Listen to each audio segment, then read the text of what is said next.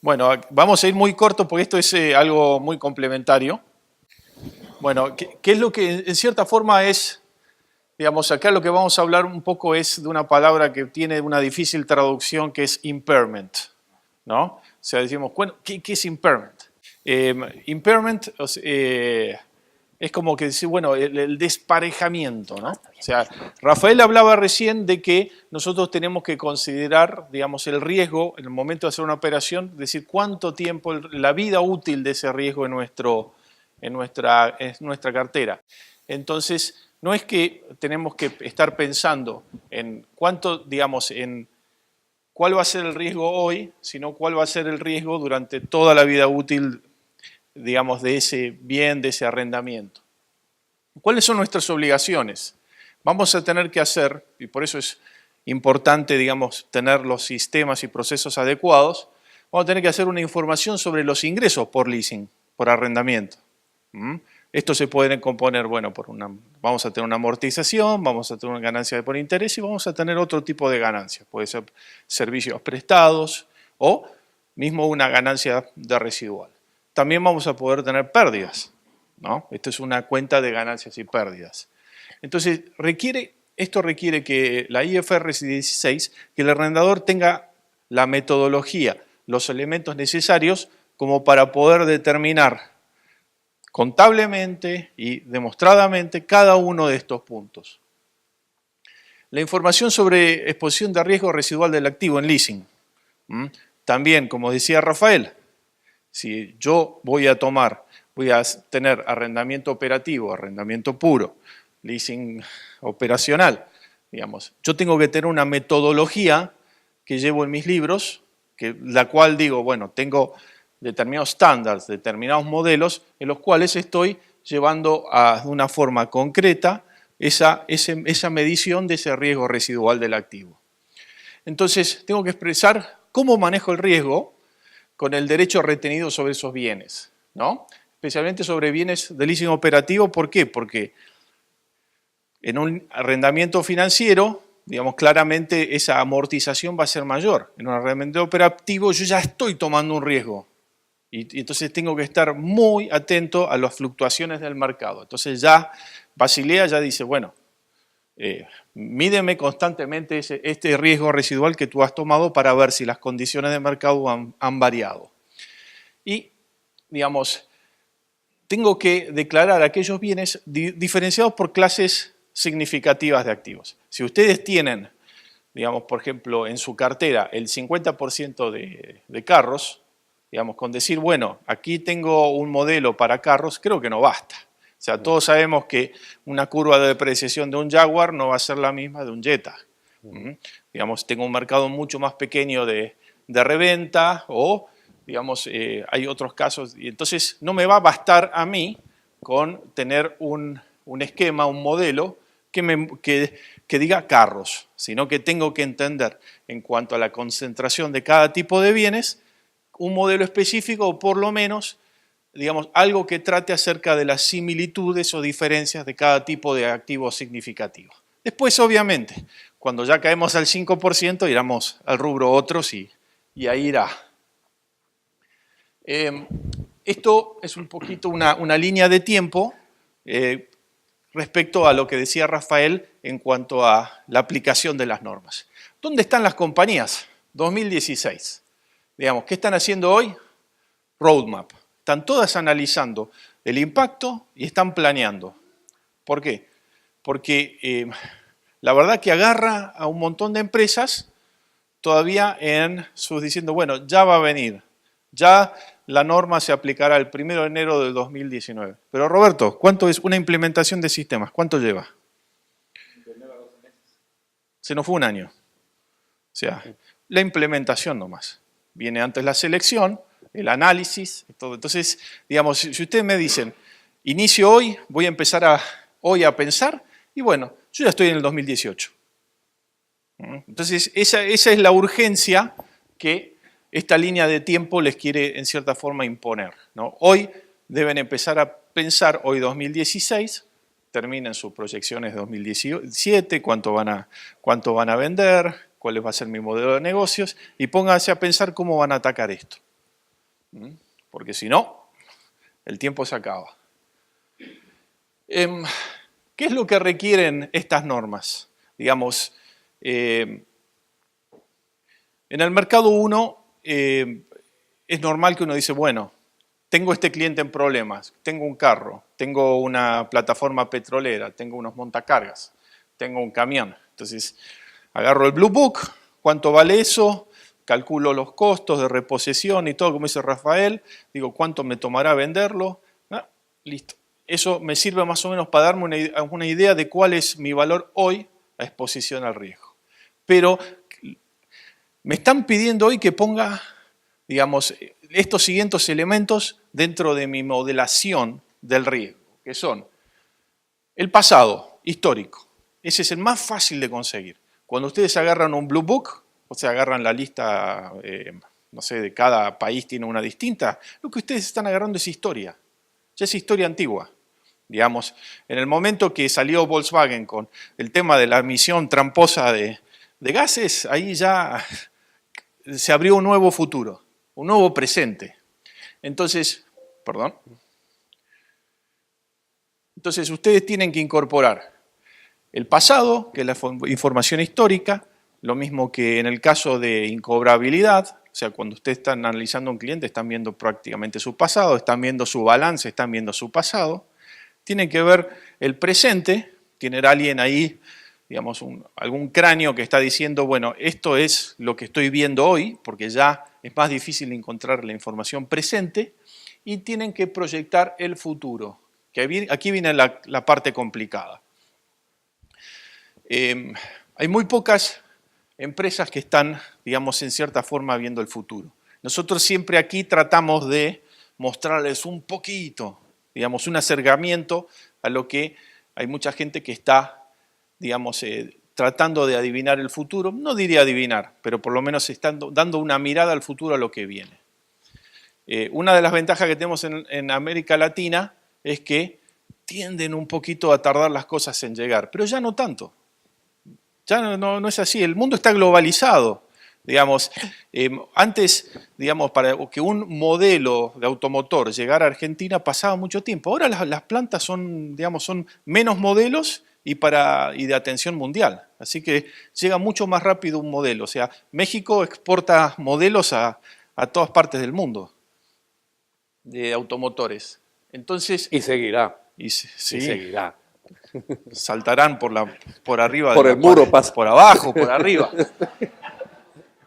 Entonces es muy importante el que uno pueda, digamos, pueda incorporar elementos de pronosticación a esos modelos. O sea, pronosticación no es bola de cristal. No sé, Alberto, ¿no?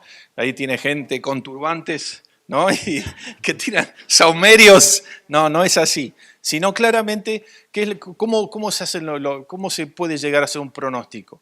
Primero, hay que identificar las variables, digamos, y la probabilidad de ocurrencia, ¿no? Y tratar de estar midiendo eso continuamente. Pero es muy importante, digamos, lo que está requiriendo las normas es que incorporemos el futuro en nuestra medición de riesgo. Entonces, ¿están nuestros sistemas de información listos para esto? Nosotros, digamos, podemos crear un ejército que esté dentro de esto, pero bueno, lo primero que nos van a cuestionar, digamos, es toda esa información, como en cualquier banco, toda información es manual, qué tan sustentables son nuestros procesos, qué tan seguros son nuestros procesos, sobre qué los tenemos soportados, ¿no? Entonces, la fecha de implementación se acerca y nosotros tenemos que tener sistemas adecuados para llevar esto. A ver, esto. Entonces, yendo un poquito más por ejemplo, a decir, a ver, ¿cuáles van a ser nuestros requerimientos? Acá, digamos, por ejemplo, yo puedo tener, como en el caso de Connie, muchísimos montacargas en operación. Mi cartera está llena de montacargas. Pero no va a bastar solamente con decir montacargas. O sea, yo puedo tener un montacarga que sea a combustión o un montacarga que sea eléctrico. Las baterías del montacarga eléctricos no me van a servir de nada y tienen un costo muy importante. Por eso es que tengo que clasificarlas distinto. Puedo tener, digamos, un un montacargas que es para de mástil triple o uno de mástil doble que establece muy alto y no entra dentro de containers. Mi valor de reventa va a ser más difícil. Puede ser de neumáticos para, digamos, duros o neumáticos normales. Mi valor de reventa va a variar. O sea, seguramente Connie lo tiene muchísimas líneas en montacargas. Probablemente si dentro de su operación los montacargas están menos del 5%, los clasificarán bajo otros. Si los vas a vender en Argentina, debes cambiar el nombre y llamarlos autoelevadores. Autoelevadores, empiladeiras. Empiladeiras en Brasil. Entonces, ¿qué es lo que debo hacer? Primero, llevar una buena clasificación que haga sentido en cuanto a esas marcas y modelos, categorías, clasificación, motorización. Obviamente que después para fines de recupero tendrá que llevar número de serie, número de motor, pero para mis curvas de valor yo tengo que entender cuáles son la granularidad necesaria que necesito que mi sistema me lleve. Después, el comportamiento histórico. No solamente el, digamos, esperado por el arrendatario al final del contrato en el caso de que esté tomando arrendamiento operativo. Y ahora voy a entrar un poquito más en cuanto a ese comportamiento histórico. Las curvas de valor de los bienes a lo largo del leasing, ¿no? Entonces estamos hablando que, bueno, es decir, esta curva hay elementos de una mayor desvalorización con el tiempo por la tecnología, otros elementos como por decir, digamos, un equipo de tratamiento oncológico por rayos y hay equipos de 20 años, 25 años que están en perfecto estado y atendiendo el 100%. Entonces necesitamos identificar las variables que afectan ese valor. Entonces, si por ejemplo decir, bueno, el valor de una plataforma petrolera está muy afectado por el precio del petróleo. Digamos, hay muchos pozos que digamos, se han vuelto inoperables, o sea, pues no tienen contribución marginal, darían pérdida por digamos, la operación. Entonces, bueno, el mercado ahora está bastante saturado de equipamiento de la industria petrolera. Y entonces, identificar todas aquellas variables que me van a influir y después pasarlos por un stress test. O sea, lo que están diciendo las normas es decir, a ver, ¿cómo es este stress test? El valor debe soportar, el que yo digo que voy a poner, a 2 trimestres de caída del PBI. ¿No? Eso está catalogado cómo es el stress test. Y voy a entrar un poquito en un ejemplo sobre eso. O sea, no es lo mismo vender un bien en el mercado secundario cuando el mercado está de subida que el de bajada. Y después están las crisis sectoriales como las que mencionaba con el tema específico del petróleo o, por ejemplo, con impresión.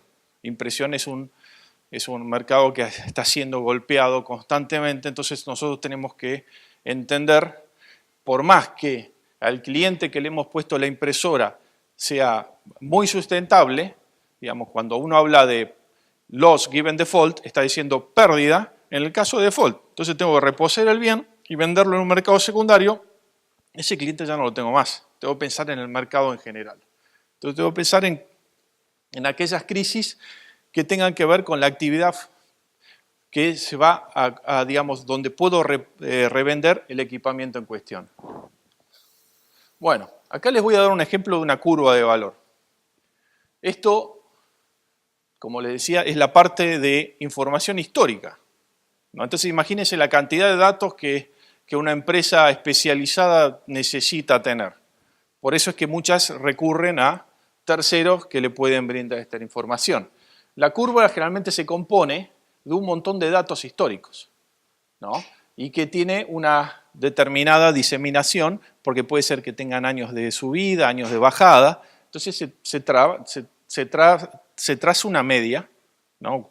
Tratando de ver cuál es la dispersión y cuáles son los orígenes. Entonces, esto es para un centro de mecanizado, por ejemplo, que es un bien muy estable, que puede estar 15 años en un cliente, pero bueno, vender un centro de mecanizado, por eso hay que ver, continúa, si es de una marca reconocida, tiene valor durante mucho tiempo, pero bueno, va a estar sujeto a los vaivenes del mercado. Esa curva que nosotros la vimos bastante normal, fíjense cómo puede comportarse frente a distintas circunstancias de mercado. Entonces tenemos la curva normal, un mercado perturbado o con escasez, de repente cayó y después repuntó. ¿Por qué? Porque, bueno, en el caso de Argentina, por ejemplo, se habían frenado las importaciones de algunos tipos de bienes porque no daban la licencia de importación, entonces el mercado de usado repunta. Un cambio regulatorio produce un hipo, ¿no? Entonces de repente cambió algo y bueno, entonces la curva toma un cambio significativo y después se acomoda.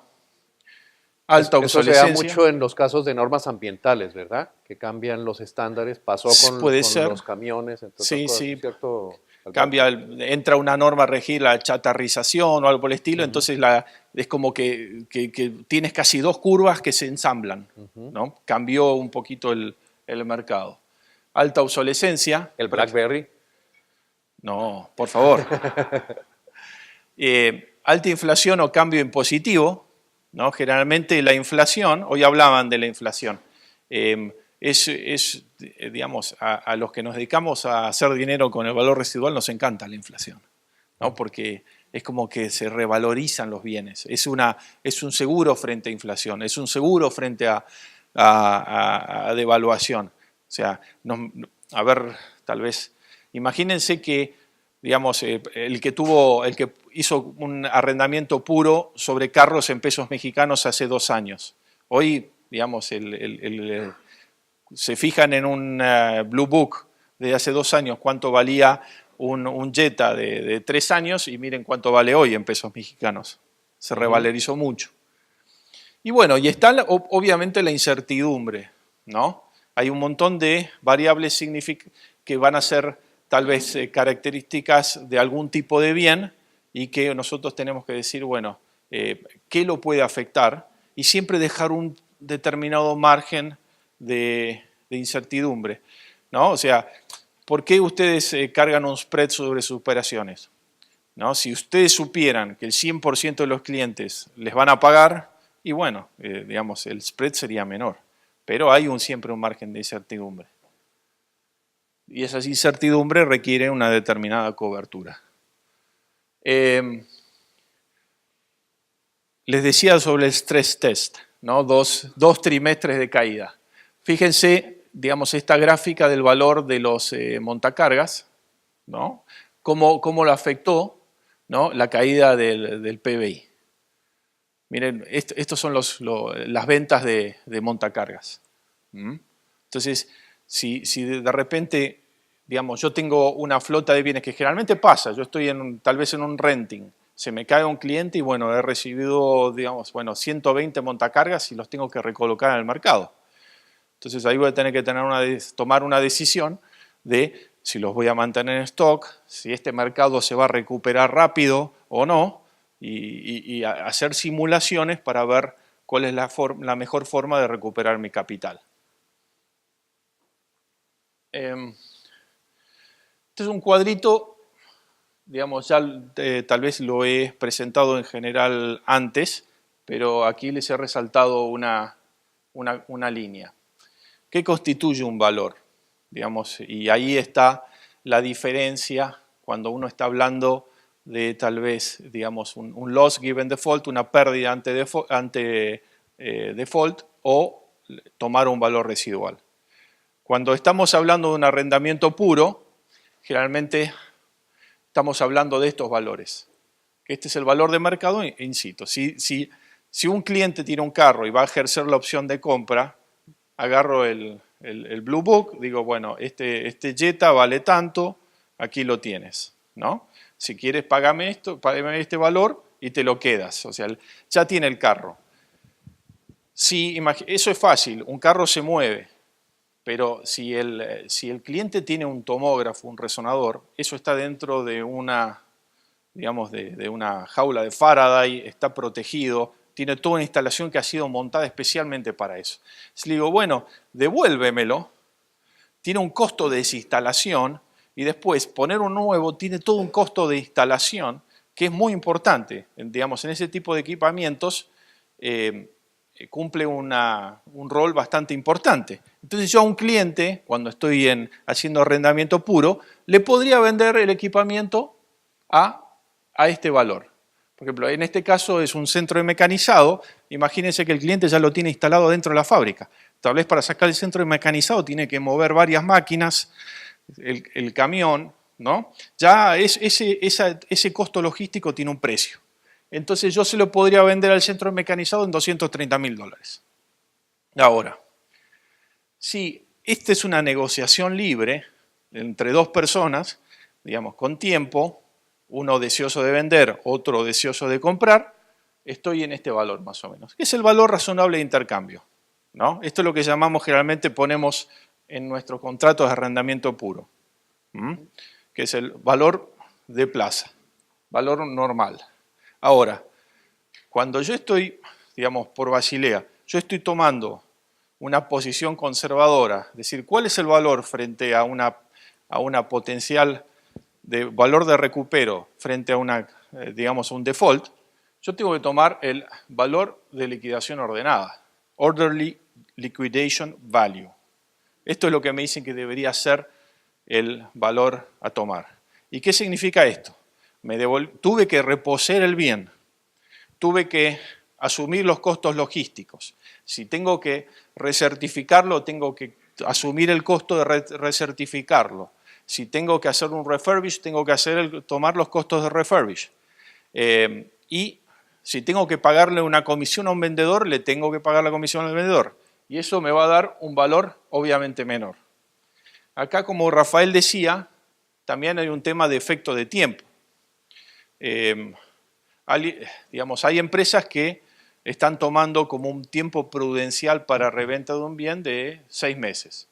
¿Qué significa? Si no lo pudiste vender en 6 meses, este valor es mentiroso, ¿no? Quiere decir que tu equipo no vale. Castigámelo todo y después cuando lo vendas, tenés un recupero. En general, se suele decir que dentro de los 12 meses, debería ser el plazo normal, digamos, un plazo ordenado. Generalmente la norma te dice, bueno, es el tiempo en el cual tú esperas vender el bien, digamos, sin apuro, porque si te digo, me lo tienes que vender dentro de 30 días, ahí voy a tener que bajar mucho el precio, dentro de unos razonables 12 meses. Si tú me dices, tengo un carro 12 meses en stock, te digo, lo tenías demasiado caro, porque lo tenías que haber liquidado en 3 meses. Ahí pasa la sabiduría que puede tener nuestro departamento de Asset Management en cuanto al establecimiento de precios. Pues tengo un capital parado ahí, que tal vez por un sobreprecio de venta que le puse, me lo quedo demasiado tiempo. Y después, bueno, estos son liquidación forzada, o sea, estoy apurado para venderlo, descontémoslo, recuperemos lo que podamos, ¿no? Rescate en partes, ¿no? Hay elementos que es preferible, digamos, partirlo y venderlo por sus repuestos, y el valor de rezago o scrap. En cambio, con el valor residual estamos frente a otro tipo de cálculo. Cuando nosotros hacemos arrendamiento puro, ahí lo que decimos, estamos empezando a jugar con dos valores distintos. Uno es el precio mayorista, el valor minorista y una probabilidad de ocurrencia. A ver, por ejemplo, cuando ustedes van a comprar un carro nuevo, seguramente llevan su carro al concesionario y le dicen, ¿me lo tomas en parte de pago? Bueno, ese es el valor mayorista, ¿no? El concesionario va a hacer un margen sobre ese carro, ha hecho el cálculo a cuánto lo puede vender, qué comisión le tengo que pagar a mi vendedor, ¿no? El costo del espacio ahí en el salón, ¿no? Entonces eso le da una diferencia. Hay publicaciones que te pueden dar los dos valores. Y el otro es una probabilidad de ocurrencia. Por ejemplo, si yo digo la probabilidad de que mi cliente se quede con el carro es del 80%, entonces mi estimación de valor de recupero va a estar más para el valor de mercado. Si yo digo la probabilidad de que el cliente me devuelva el carro es del 80%, mi estimación va a estar más para ese valor mayorista porque voy a recibir el carro y voy a tener que insumir en todos esos costos de venta. Por eso es que la probabilidad juega un papel importante en ese cálculo de residuales. Entonces, por esto es muy importante las buenas prácticas en cuanto a los modelos. Yo no voy a usar el mismo modelo para el cálculo de residual en un arrendamiento puro que en el cálculo del loss given default. Estamos hablando de dos valores distintos que tengo que llevar en mi balance. Si yo voy a hacer todo mi colocación de arrendamiento puro por las mismas estimaciones que hago de loss given default, seguramente no venda demasiado. Y después le tengo que agregar los factores de obsolescencia, regulaciones ambientales, servicios que puedo cobrar, incertidumbre y volatilidad. Efectividad de los modelos. Generalmente ustedes tienen auditores de sus estados contables. Bueno, también van a tener gente que van a estar mirando sus modelos. O sea, ya digamos, muchos de ustedes pueden hacerlo por cómo ven el viento, por lo que decimos en inglés gut feeling. Lo siento acá, que voy a poner, este es el valor de la teoría de los 5 dedos oscilantes. Más o menos le ponemos esto. Bueno, esos modelos van a tener que ser exteriorizados y no creo que a Deloitte le gusten mucho los 5 dedos oscilantes. No va a funcionar. Entonces voy a tener que entrar dentro de una revisión continua de esos modelos. Así que estamos hablando de factor tiempo, implementar modelos y que aquellos modelos sean sujetos de auditoría. Lo que les va a pasar es que, con el debido respeto de Deloitte, podemos hablar de KPMG, pero les van a decir, ¿sabes qué? Yo no creo mucho en tu modelo de análisis de residuales, pero mi departamento de consultoría sí te mando unos 300 junior a $500 la hora para que te hagan un análisis de tus residuales y ya con eso te audito el balance. Sí, Roberto. Entonces yo hago revisiones anuales con ellos por marca, por modelo, por estilo, por año, tanto en el área de vehículos como en el área de maquinaria para determinar más o menos cuáles son los residuales. Porque no necesariamente un vehículo que el año pasado era categoría A se va a seguir manteniendo ahí, porque por stock de repuestos, servicios, va cayendo en categoría y todo el mundo se quiere deshacer del vehículo y por ende lo teníamos como A, pero todo el mundo se quiere deshacer de él, entonces el precio de mercado se va al piso. Eso es un proceso robusto, precisamente, a eso se refiere Basilea, pero es importante lo que tú mencionas. Porque claro, eso es digamos, mi experiencia con los remarketers es bárbaro para saber el pasado y el presente, ¿no? Ahora, digamos, algunos de ellos miran el futuro, ¿no? Sí, ahora, mi experiencia es, por ejemplo, yo no les creo mucho a los distribuidores de la marca, porque los evalúan, o sea, los quieren vender después de 2 años más caro de lo que me lo vendieron a mí. Claro, sí. Entonces, generalmente yo me voy a un dealer de vehículos usados, yo tengo vehículos de dealers usados de vehículos vendidos por agencia y lo que nosotros decimos en Centroamérica, vehículo rodado. Entonces, cruzo información para determinar quién de los dos está más acertado.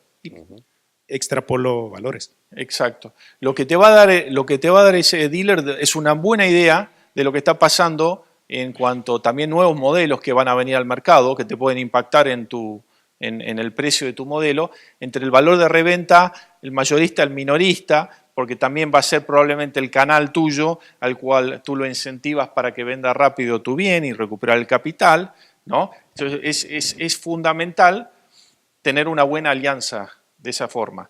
Y hay Centroamérica, a pesar de que son 6 países, mercados tan pequeños, vieras qué variables más grandes hay. O sea, una marca europea en Guatemala no se vende ni una sola unidad en Nicaragua, por decirte algo. Entonces, tú tratas de vender y darle de la misma categoría a un vehículo europeo en Nicaragua y te vas de espaldas, porque ese vehículo tú lo recoges y te sirve de pisapapeles. No, es increíble. Por ejemplo, ¿quién conoce la marca de montacargas Naco? No. ¿Quién conoce Yale? Yo. ¿Quién conoce Heister? son iguales.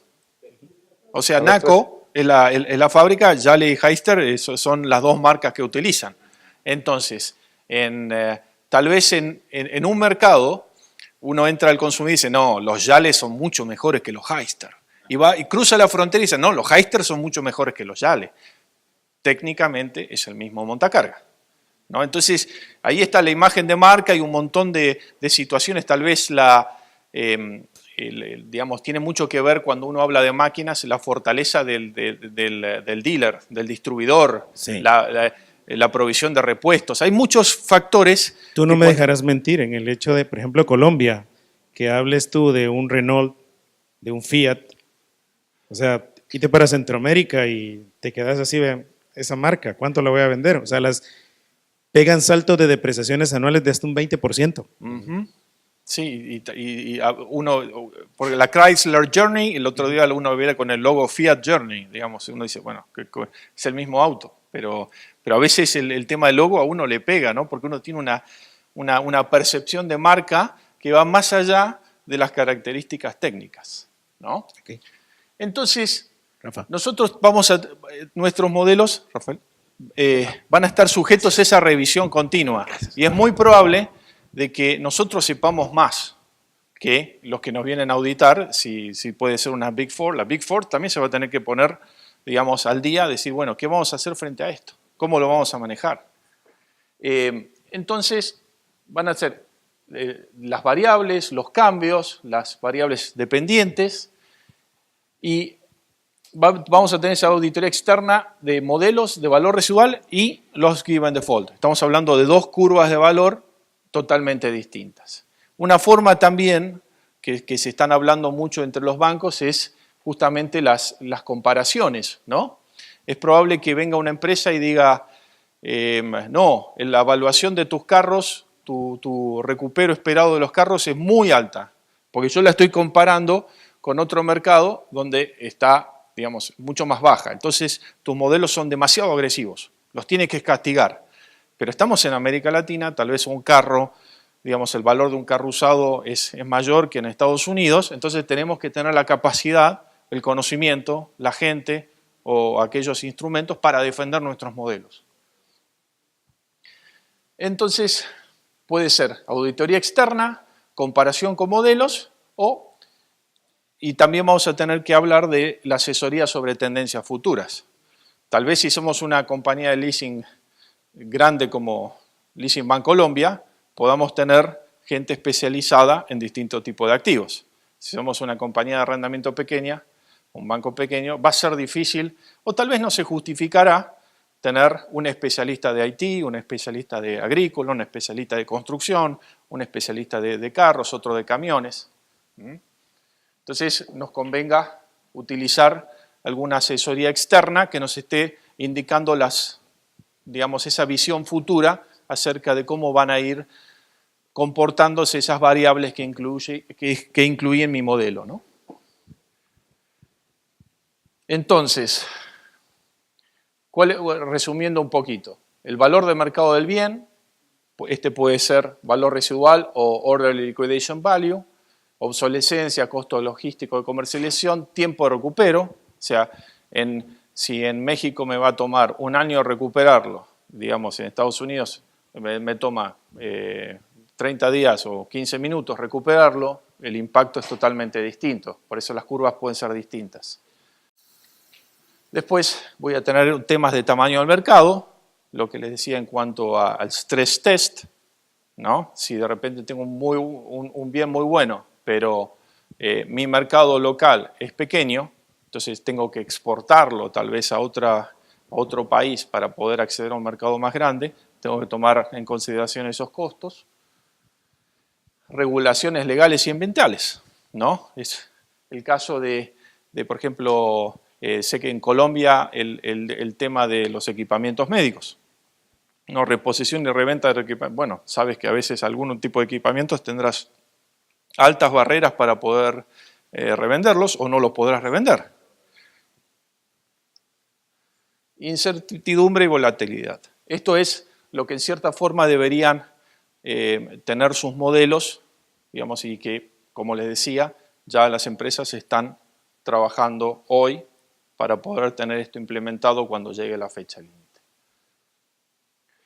Algunos ejemplos, como les decía, petróleo, ¿no? Todo lo que hemos calculado para $100 el barril ya no es válido. Volkswagen, digamos, sale un disclosure, ¿no? Acerca digamos, la contaminación y bueno, cambian, digamos, tal vez no, a nosotros no nos preocupa tanto, ¿no? Pero en mercados importantes como Alemania es bastante importante. Por ejemplo, ya en algunos países, por ejemplo en Alemania, a partir del 2030 no se puede vender ningún auto a combustión. O sea, falta mucho para el 2030, pero ya, en algunos estados de Estados Unidos también ya están poniendo esa fecha. Así que los autos de combustión en ese lado se murieron. El arancel de aduana. Claro. No sé si escucharon. Sí, o sea, bajaron los derechos de importación de notebooks y PCs. Automáticamente la curva que tenía esta forma bajó un escalón, bajó un peldaño, se acomoda todo hacia abajo, ¿no? Y eso es un impacto automático. Eso es un buen caso, Guillermo, de lo que llamamos impairment, una disparidad. Lo que yo ya tenía calculado un determinado valor en mis curvas, necesito que el sistema esté adecuado para poder ajustar ese parámetro. A ver, si yo soy una compañía como CSI, que tiene una gran cantidad de activos en arrendamiento puro de tecnología, automáticamente yo ya sé que tengo que ajustar mis previsiones de rentabilidad sobre eso. Es como si hubiera comprado caro, antes compraba una computadora a $1000, ahora esa computadora vale $750. El valor del usado siempre es un porcentaje sobre el valor de reposición a nuevo. Así que automáticamente ahí tengo que asumir que voy a tener una pérdida y cómo la voy a minimizar. Exactamente. O sea, eso es, digamos, lo que debo hacer es crear una provisión en el momento que conozco que voy a tener una potencial cambio en, digamos, tal vez una pérdida. O sea, el principio contabilidad básico. Veo que tengo una pérdida, la estoy esperando, castigo hoy. O sea, no tengo que esperar a que, digamos, a realizar esa pérdida. O digamos, o se pronostican esas pérdidas, pero si se pronostican ganancias, tengo entendido que las NIF 16 no reflejan absolutamente nada. Lo que voy a ajustar... Solo hasta que sea efectiva realmente la... Exactamente, o sea, las pérdidas cuando se conocen, las ganancias cuando se realizan, el principio básico. Sí. Pero sí si yo veo que mejoró mi situación, yo puedo corregir mis curvas de loss given default. O sea, que entonces van a impactar en mi previsionamiento. Entonces yo tal vez necesite menos capital propio, digamos, porque, digamos, mejoró mi riesgo de cartera. Entonces eso sí lo puedo, digamos, eso con modelos adecuados y los robustos que los puedo defender, sí lo puedo ajustar. En cambio, residuales, ahí ya la pérdida residual, si la estoy esperando, lo que hago es cargar una provisión. Si después, digamos, como decía, por el tema de la caída del stress test, digamos, veo una caída del PBI, entonces necesito ajustar esa previsión. Se recupera el mercado, esa provisión la puedo desafectar, porque vuelven a estar las variables dentro de los esquemas válidos dentro de mi modelo, ¿no? Y en el caso, por ejemplo, de las impresoras que les decía, ¿no? Como que viene, ustedes ya lo saben, cada vez uno imprime menos papeles en todos lados, menos folletos, todo es internet, entonces debo estar mirando, digamos, aquellos, digamos, elementos que están en cierta forma en vías de extinción, ¿no? Entonces, si, digamos, nuestros clientes están en vías de extinción, cuando hice las previsiones, tal vez el mercado era de 10.000 impresores, después tal vez cuando caiga en default, me vuelva a la máquina, el mercado puede ser de 5.000 impresores. Sesión de preguntas y respuestas. La pregunta es, ¿están ustedes cansados? Sí.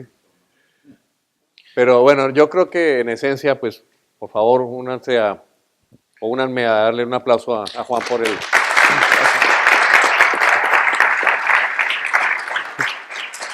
Porque nos mantuvo despiertos, que es una cosa importante en este tema.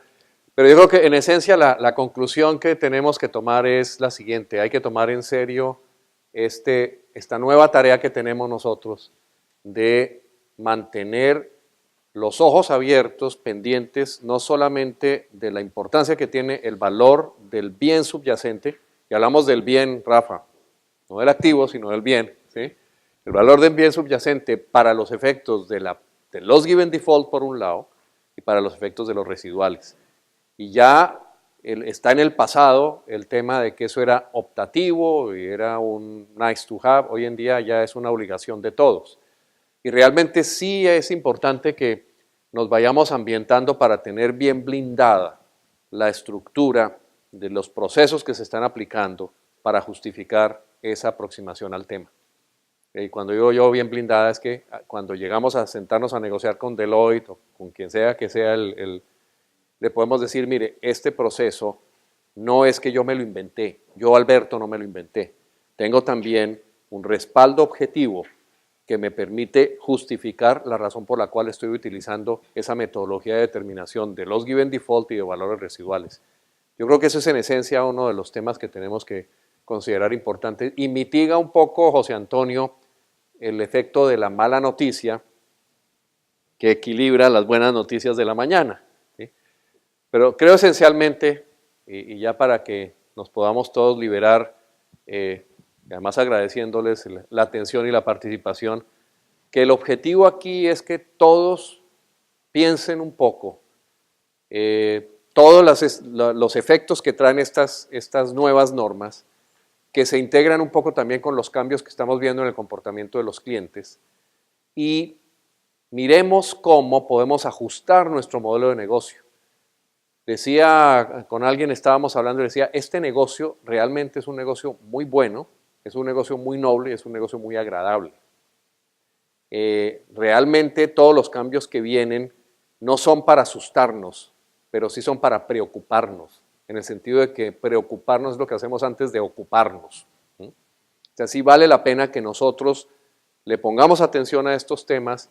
Aquí está la ventaja competitiva, se puede hacer mucho dinero y toda la estructura que todos ustedes han logrado desarrollar con los años en el negocio en que están, la pueden capitalizar en forma muy positiva hacia adelante, adaptándose a estas circunstancias. Hay que hacer un poco de trabajo, posiblemente vamos a tener que hacer un poco de shopping de sistemas también para poder determinar cómo podemos ser más eficientes, pero creo que esencialmente las noticias en últimas son buenas. Más trabajo, pero muy buenas posibilidades y unos horizontes muy amplios. Entonces, por ahora, pues muchas gracias. Los sí, el programa que mencionas no es ese que vamos a verlos traqueando, digamos, siguiéndolos con el tracker por todos lados, por el shopping y todo. Ese sigue ahora. Ese ahora. Bueno, pues muchas gracias a todos.